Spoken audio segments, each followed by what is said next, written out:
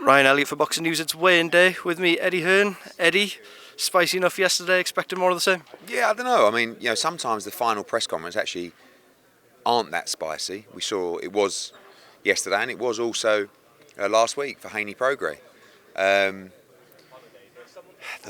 weigh-in, yeah, I think it will be spicy. A few of the fights actually, and I like what I saw yesterday. I think people have got to also understand we don't want it to be fake, and we don't want it to be cheesy. I saw some comments in the UFC press yesterday.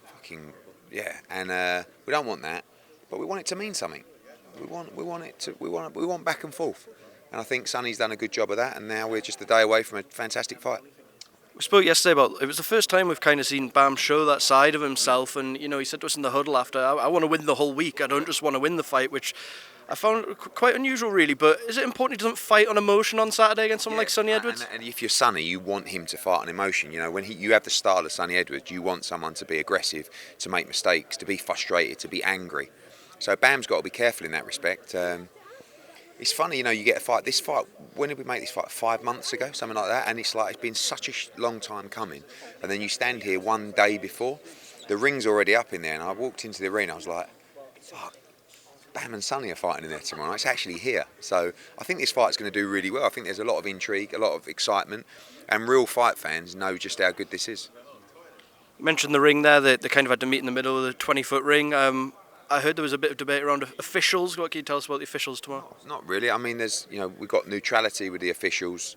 The ring, in my opinion, 20 foot inside the ropes, which is a big ring, but it's our standard ring.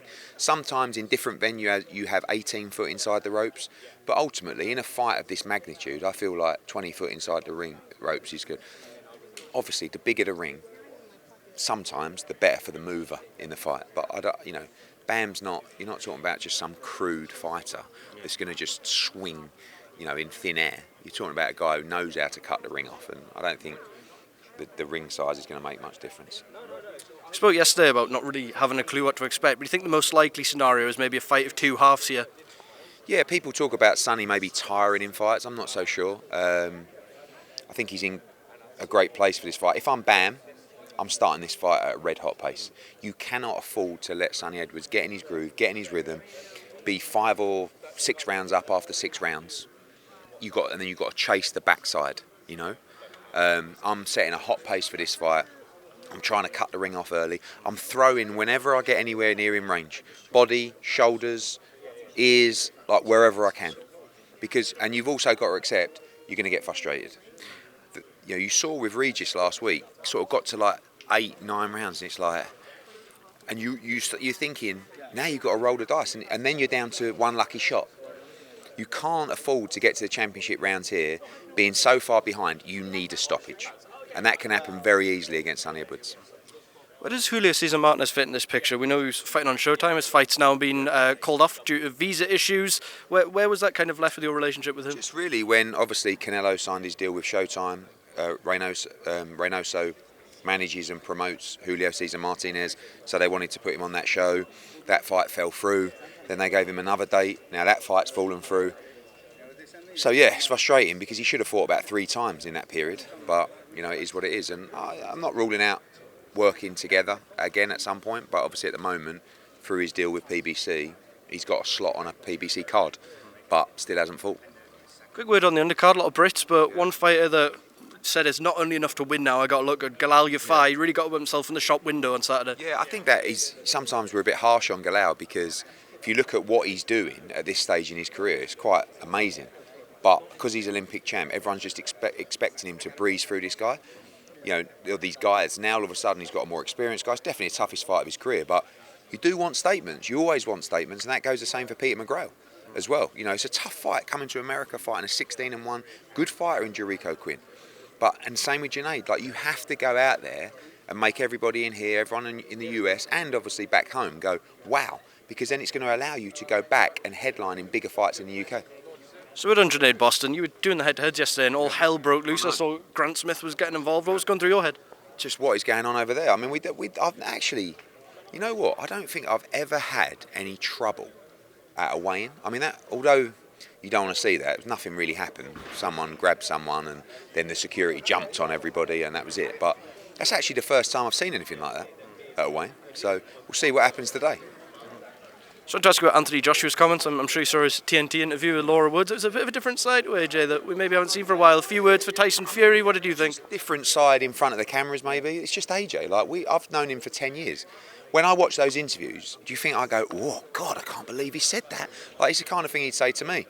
But in the past, he's chose to be that, that ambassador, that role model. Don't want to say anything, don't want to swear. And now I think he's just got to the point where he's I can't win either way. So whatever. Yeah. This guy's this guy's that.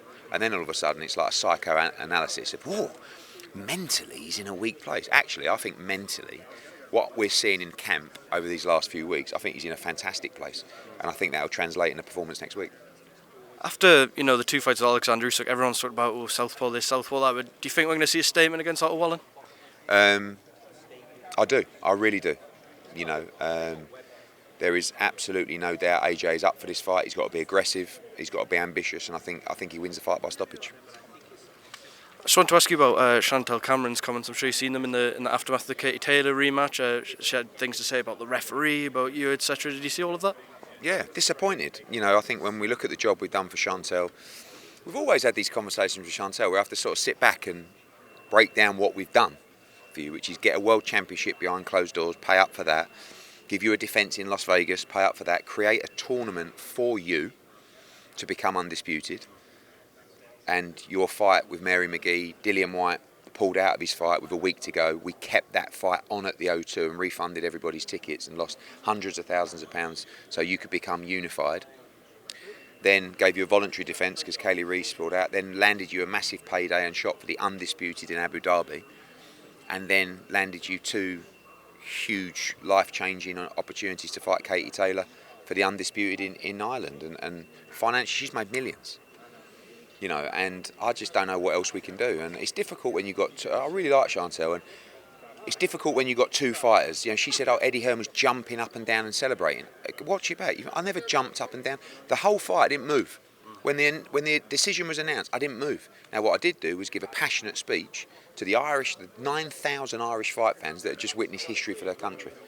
And, I was pleased when she won the fight previously. So I was breaking down crying. No, I've got a great relationship with Katie Taylor. Whenever I've got two fighters and they get in the ring, it's like Saturday night. Honestly. So I don't honestly, the emotion comes out. I don't actually care. It's over to you. Now, when the winner comes up, yeah, I'm going to stand up there and say, this person is the king of the division. This person is that. And maybe the person sitting in the changing room will go, I can't believe he's saying that about him. But what do you expect? I'm the promoter of the show. We've done a great job for her. We hope the relationship continue. But disappointed with the comments. Taylor Catterall too. We saw news going around that there was a second offer. Josh Taylor denies he's rejected a second offer. Where are things? I don't know if he's rejected it. We made a second offer face-to-face with Top Rank, where we had a face-to-face meeting with their lawyer and gave him a written offer, a much improved offer. But as the kind of feedback we got was Josh is looking at another fight, so I think that's unlikely. A lot of people here today, I know we spoke about it briefly yesterday, are starting to talk about the fight between Benn and Barrios potentially in Las Vegas. Any truth to that? Love that fight. I think Barrios is here this weekend. I think that's a tremendous fight. Yeah, can't wait. That's definitely a fight we'd like to make. And you mentioned early discussions for a fight between Devin Haney and Conor Benn. What did they entail? Devin messaging me, Conor saying I'd like to fight Devin Haney, and Devin messaging me saying absolutely, let's do that fight. So long way to go, but both guys up for that fight. I think it's a big fight for the UK. Just a quick word on the 2024 schedule. We're waiting to hear some sort of news. When will we kind of hear about plans for 2024? Imminently. We're building that schedule. We want to build it around some big fights, which we're trying to close off to get them announced, but very, very soon. And finally, before I let you go, Joshua Wilder, you said yesterday, look, nothing's signed yet. Do you expect that deal will be done before they get in the ring? Maybe. It's difficult to have those conversations with a fighter when you've got like 2 or 3 days to go and you're switched on for another fight. So we'll see. We all want to make the fight, not signed yet, but hopefully we'll get there. All right, Eddie, thank you very much.